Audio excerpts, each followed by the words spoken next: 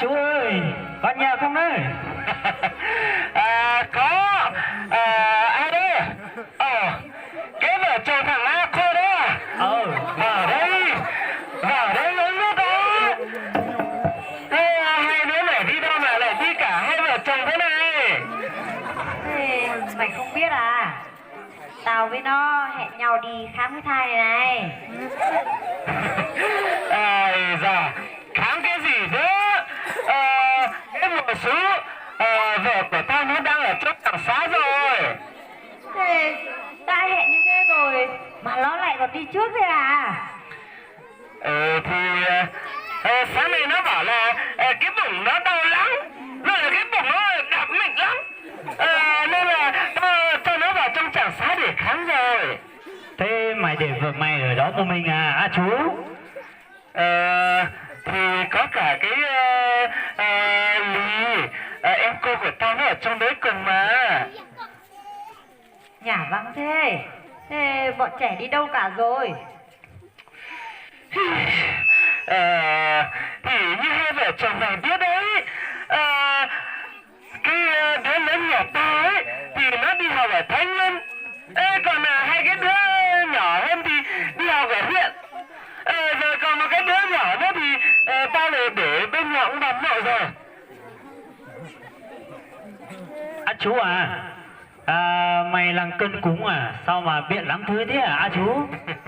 Ai da, chả là tao đưa cái mùa số nó vào trong trạm xá để khám, rồi tao về nấu cơm ăn đi cho nó ăn, tiện thể tao cúng một tí cho nó yên tâm, chứ không có ý gì đâu.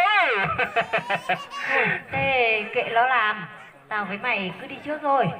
Đây, chú thì vợ chúng tao đi trước, mày lại tí đi sau nhá. Hai đứa này cứ đi trước đi nhá.